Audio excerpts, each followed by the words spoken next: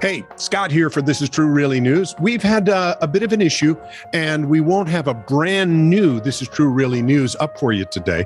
However, we will have a 22-year-old broadcast, podcast, webcast of This Is True Really News from July 19th.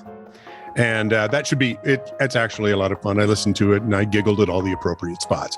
In any case, I have to say, I'm really sorry to those of you who are listening to our audio only feed, because I have been messing up on a regular basis, and I really do apologize. I fix it as soon as I figure it out.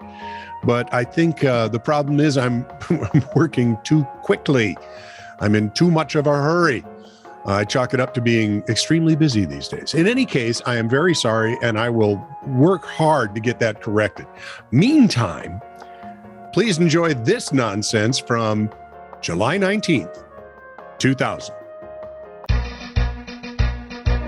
This is True Really News with Scott Combs and Tony Verkinnis. All the news you're about to hear is true.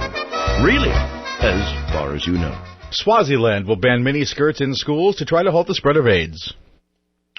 Yeah, a longer skirt will often block the AIDS rays from... The aim is to put a stop to sexual relationships between teachers and their female pupils in a country where at least a quarter of the population is infected with the disease. Excuse me, why don't they just punish the teachers that are having sexual relationships with their kids? That would be... Maybe get rid of them. See? Schoolgirls are widely blamed for enticing teachers with their short skirts. Oh, so it's the girl's fault that go the back teacher to answer A again. Abuses them. Yeah. Good. That's a good idea. The ban will go into effect next year, and schoolgirls 10 years and older will be required to wear knee-length skirts. 10 years and older. That's scary. They face expulsion if they should breach the ban. It was, if you remember, 1969, Swaziland banned all miniskirts for morality reasons, but the order lapsed because it was difficult for police to, actually enforce the dress codes in public. Mm-hmm. A ban in schools, they think, will be easier. A sizzling heat wave has killed 12 people in Turkey, saved the life of a would-be suicide. Depressed by marriage problems, Hulya Kirkler stood atop a cliff, ready to hurl herself to her death.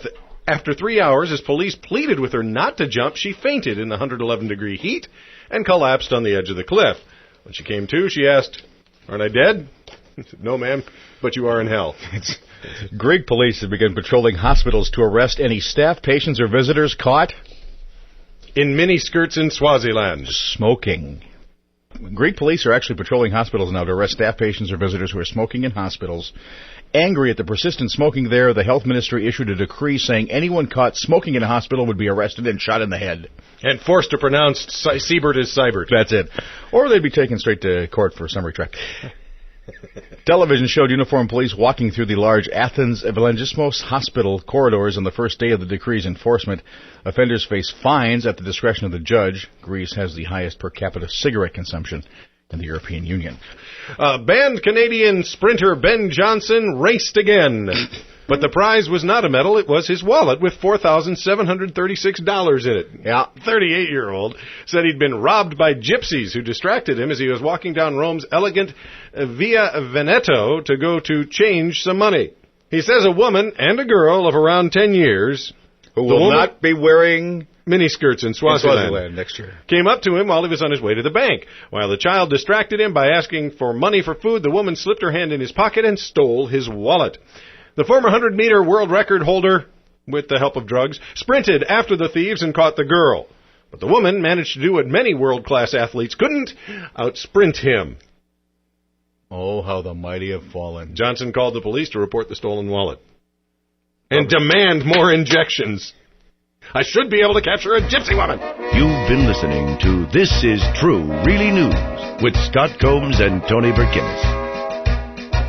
Send email to lightspeedtitr@hotmail.com.